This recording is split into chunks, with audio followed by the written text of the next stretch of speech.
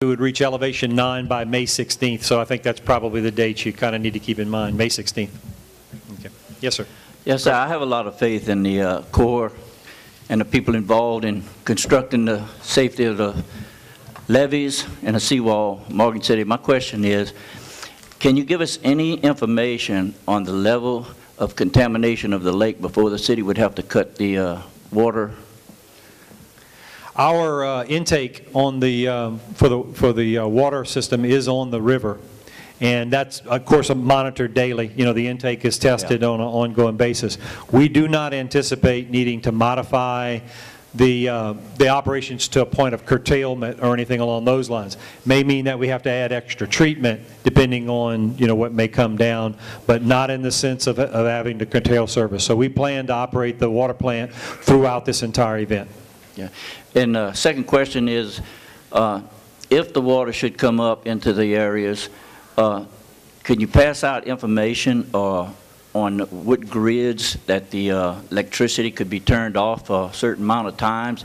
Give the people a chance to get prepared for no electricity or bad water, that we get drinking water and stuff. Absolutely, but I will say, our objective, if we don't have water in the city, which is really what we're working for, if we don't have water in the city, your electrical service will not be curtailed, your water service will not be curtailed, and you should have full use of the sanitary sewer system and the drainage system and the pumps that go along with all of those systems. So everything should be fairly normal in its operation. And in fact, one of the things that's going to happen next week, Unit 4 at the steam plant will be brought online, so we will actually be generating our electricity here as a backup in case there's any problems with the Ramus substation and water coming around it. We'll be able to generate our own electricity in town. Last question is on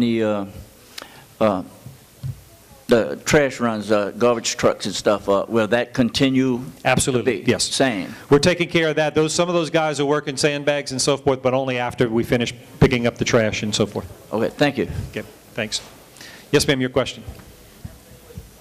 Yeah, talking about Bayou Lewis, I was talking earlier, you said 0 to 5 foot. Yes, ma'am. Do y'all have any information on it at all? I know that they're doing a dam. They're adding 2 foot to a dam that's off of 662. But do y'all have any information? We got a Morgan City address, but we're Assumption, so we're kind of in the understand. middle. It's in Assumption Parish, and I'm going to have to there again ask Representative Harrison. Perhaps he can comment on that. Again, they started shooting the elevations, the low elevations yesterday. The parish just brought in, as of this morning, 3 miles of tubing, the artificial levee tubing that we're going to be putting in place by tomorrow. But they're moving in Haskell baskets. We have a number of things that are going to go into that area within the next 3 days. So by Monday, we feel we're going to be able to shut off enough of that area to protect it, that particular town. Okay, and with that, you think that would keep us from the 5 foot section? I have 2 houses out there, and I've been sandbagging all day. And I understand that, and that's what the parish president, Marty Treesh, and also all of the police chiefs from that area are working very hard. They're going to get it at that level. I think everyone within that area and this area is shooting for the same number. Thank you. Thank you. Yes, ma'am, your question. Yes, sir. I live in Lakeside Subdivision. Yes, ma'am. And earlier you said about Walnut, it was going to be closed off. I live on Susan Drive, so you have that little lake behind Walnut. Will it affect Susan or even the other streets? No, the way that the Walnut Street Canal operates is that once the gate is closed, there's a weir behind near all the way where basically in the Susan Drive area, there's a weir behind the Walnut Street Canal that we remove a gate, and it allows the level of the Walnut Street Canal to drop. It actually flows over the weir and goes into a drainage ditch that's carried all the way to the Syracuse pump station and is pumped out at that point. The reason we do that is we lower the level of the water in the Walnut Street Canal, so everything from approximately Glenmont and McDermott then can drain, gravity drain into that canal. And if need be, if we run into any problems, we can also put pumps on there. But once the canal shuts it off, all the drainage in Lakeside should operate just as it always does. Okay, so I know that y'all got the sandbags on this side, and then y'all don't have any in the back, though, where all the big houses are. along the canal, there is a small levee there, and Right. we didn't put any bags on that. But that area is actually protected by the levee that goes all the way to Syracuse. Oh, So okay. that's why I said earlier, that levee protects Morgan City, but it also protects Syracuse. So that's the levee we will be concentrating on, as opposed to the one that runs right along the canal. Okay, thank you. Okay? Yes, ma'am.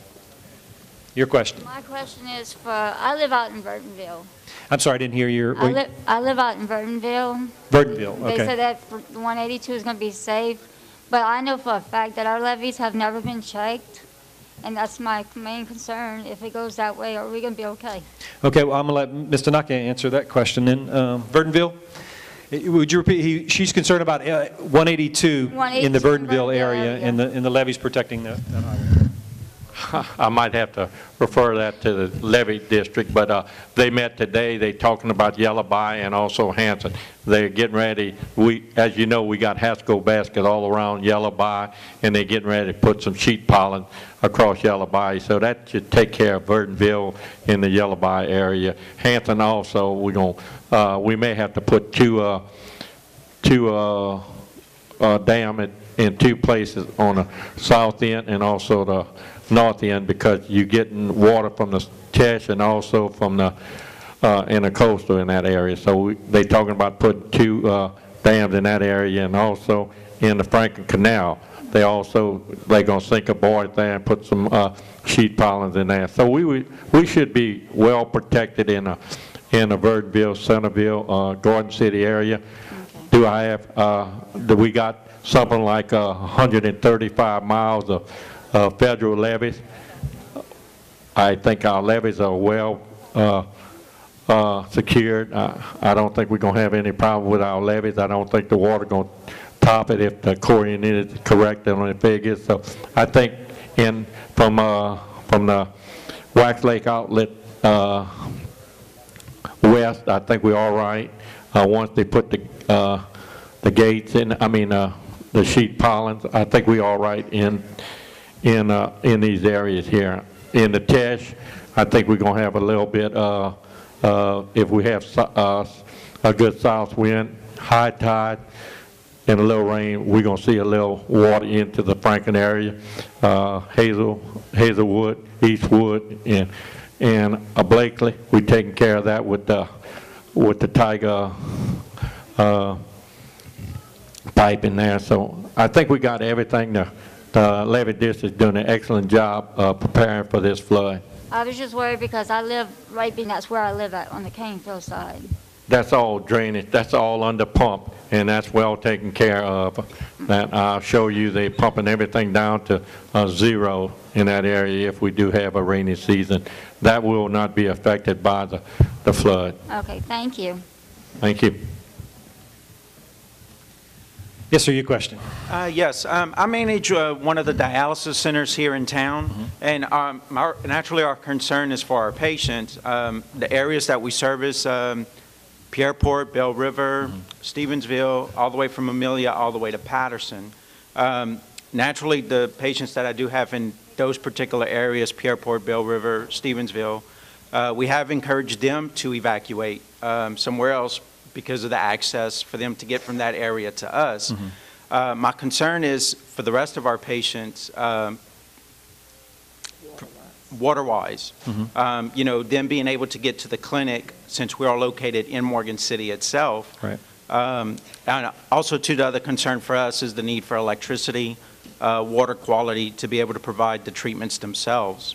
As of now, our patients, I've been telling them basically what has been being said here. As of right now, there is no need for an evacuation for the immediate area of Morgan City. Is that the right thing? Well, we're leaving those decisions to the individuals, but our position is, first off, that if we're successful in this fight in raising the levees, and we're dealing with the circumstances which have been described to you, we believe we will stay dry, And as a result of that, there will be no disruptions to water service, electrical service, or any of the other services the city provides. And so I don't think there'll be any operational issues for you. I do agree, access from Pierreport, access from Stevensville, some of those issues may have, there may be some consequences as to what goes on. But from those residents here in the city, I do not anticipate any problems.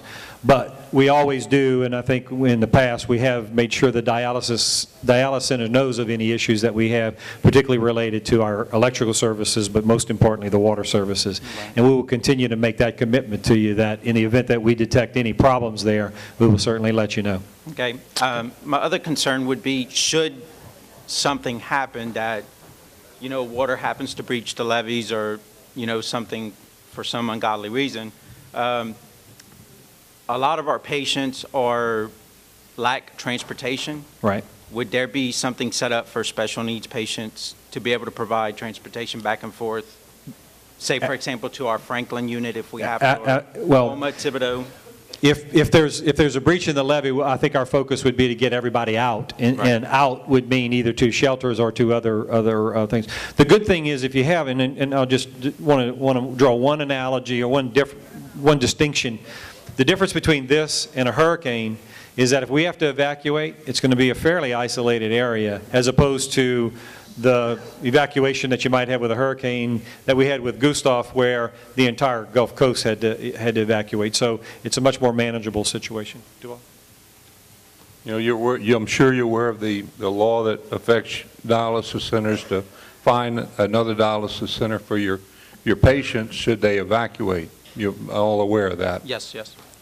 I just want to let you know that right now there are no plans for DHH to open a special needs shelter. What they've asked us to do is to shelter everyone, and that they would assign someone to come to the shelter to oversee the care for those people. They're not going to open up a special needs, just so you know. Okay? All right. Yes, sir. Next question. Thank you. Okay, you're welcome. Thank you. Yeah, next question. I don't know if anybody asked, but I'm living in the Morgan City area, and I know we have all the levees around here. Mm-hmm.